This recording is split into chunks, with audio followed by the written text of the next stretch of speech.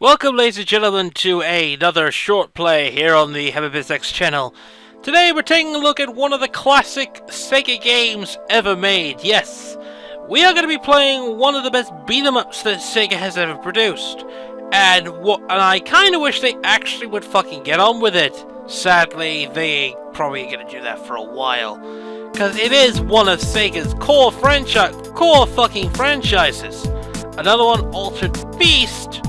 Another one, Golden Axe, which they screwed up with the freaking PS3 and 360 release. The one with Tyrus Adder, which I'll probably cover. But actually, we're going to be taking a look at a game that is considered by me to be something I really wish is basically a side-scrolling beat-em up, but it has one of the best fucking soundtracks ever devised. Our characters: Adam Hunter, male. The other one, Blaze Fielding, 21, basically loves judo. And of course, Axel Stone, at age 22, loves hot video games and martial arts. This, ladies and gentlemen, is our three protagonists, as they basically will be joining them as they take their fight into the Streets of Rage. Yes, welcome to Streets of Rage, here on the HeavyBizX channel, a soundtrack created in 1991, which is a pretty old game by this point. You may have noticed a couple of things. Special attacks, jumps. It's kind of a huge thing, but let's get on with it, shall we? This is our character select. May have noticed a lot of B's and A's. Blaze is the weakest one to the power. She's the fastest out of the two. Axel is crap when it comes to jump, but we are going to pick him though, because he's the best average fighter. And of course, what can we say? Streets of Rage is an average side-scrolling beat-em-up that's revolutionized by Final Fight, but it has one of the best soundtracks in the fucking game in all side-scrolling beat-em-ups. Probably one of the reasons why this game is coveted, although it technically is what we call a rough diamond. Which biggest and the best game, in my opinion, is still for the Mega Drive, is Streets of Rage 2, one of the best side-scrolling beat-em-ups ever made. This game you can actually pretty much use power. The difference between this and I think there's the difference between that one is, of course, you get the special buttons. They're called air. You can actually call a frickin' strike, but you can also, just like with Fatal Frame, you can use weapons to damage thugs. Your objective is to go from left to right. Sometimes, in the original, they only did left to right things. This is the same flaws some people may have had.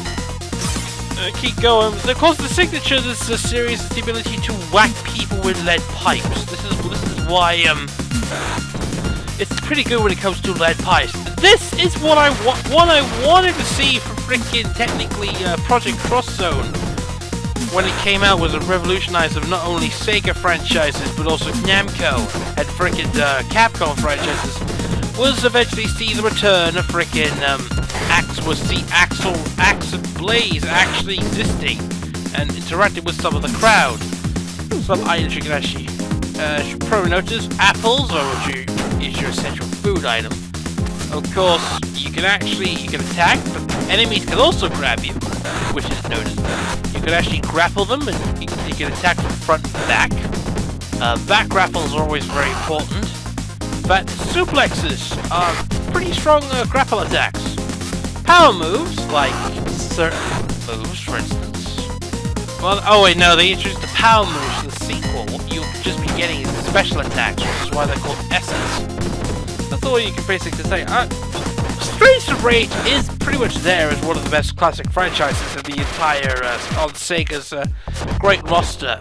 3 great games that actually came out when it came out. 3 great games, in my opinion, that actually boosted Sega's credibility, which was, of course, freaking Altered Beast. Shinobi's a pretty good game, just remembered. Golden Axe, this game, which then got its sequel. What was another one that pretty much was well liked and technically got a sequel? There was a Space Harrier. Would have said Super Hang-On, but I'm not a very good thing when it comes to bikes. And of course, now we get to the certain point. Here comes the boss. What you tend to do here is this is where you get to use the special attacks. Essentially, a policeman rides up with a bazooka and pretty much lays waste to the fucking screen. Basically, it's a full screen attack, very potent as well. As you may have noticed, he's actually got a set pattern, a pretty predictable one, and he's dead in one hit. Seriously, he has no problem whatsoever. This game only has 8 rounds. We're gonna be splitting this up into 2 rounds each, since it's like a round number. You get extra lives for reaching certain points. Let's just head on to the level 2. We arrive from the street, so now we move on to to what we call the slums of Central City. I think it's Streets of Rage City. I'm pretty sure there is a city. Your objective, of course, is that you have to take down the corrupt Mr. X, who actually has bought the city. You are 3 ex-policemen. You play as 3 ex-cops who actually got sick of the corruption and decided to take their fight to the street. Technically, this is illegal. I hate to reference a frickin' Zelda YouTube, but this is legal. This whole thing is legal, you know. Just saying. But it's fun because otherwise this game would not exist. No, literally, it will not. Take a note of the enemies. There's your basics, but they pretty much level up as well. So you get different kinds of enemies. Some enemies actually get bigger health bars. In this game, they don't have the health bars. In Streets of Rage 2, they have the health bars.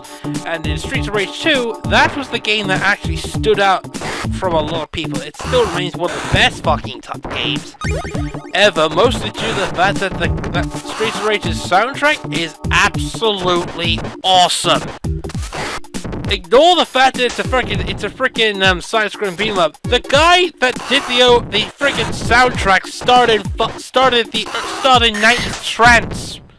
Literally, his soundtrack is inspiration to freaking trance or Euro or whatever. He actually started something. It's amazing in certain words. I'm not saying it, but you can take a look. You can look it up. The guy that did the Streets of Rage soundtrack inspired trance because of the amazing things he did with certain soundboards. It's just absolutely. The soundtrack was one of the most advanced. Was way ahead of its time. Because this was still on a freaking the soundtrack for a Mega Drive is not well known, and even then, you can pretty much get anything. You can pretty much push the boundaries on certain processors and actually brutalize them. And now we get to face one of the most annoying enemies of the game, the Juggler, who literally takes multiple hits. But if you're utilizing certain techniques like that, hit things with weapons at certain angles, this actually makes it easier. Another thing they actually did was they actually sorted out some of the flaws. This game had flaws. Streets of Rage 2 got rid of those flaws and actually made it better. Better enemies, for instance, and special moves. Not special attacks, but their own special moves. This game is just like, oh, we're relying on the police. Cool. I mean, the only thing I'm pretty much sick of Sega is because certain fans actually pretty much created a modded version of Streets of Rage, which is called the Streets of Rage Mega Mix. Fuck, it is an amazing love letter to not only Streets of Rage, the trilogy, but pretty much fans wanted to continue. And guess what happened? Fucking Sega said, cease and desist. We make the games, not you. So they're assholes. And did that stop people from downloading it? Fuck no. I know for a fact that it's still there. Right, difficult boss number 2. This is a pretty difficult one, so you're gonna have to rely on the special attacks. Yeah, it pretty much works. I usually save the special attacks for bosses. Some people refrain from using the special attacks. The enemies are just slight distractions here. You are likely to probably lose a life or 2 here. Just saying, that's all. And by the way, the difficulty actually spikes when you take on certain bosses, for instance. Some bosses like this are an absolute pain in the neck. There are going to be freaking I know for a fact that I actually submitted a freaking long play for Streets of Rage that's actually going to replace the one that's actually on their QBX site. I actually completed this game with all difficulties, so that pretty much wraps up the first episode of Streets of Rage. See you next time as we take our fight further into Streets of Rage City. I can't remember the name, but someone's got to remind me in the credits down below. Catch you guys later. Bye for now.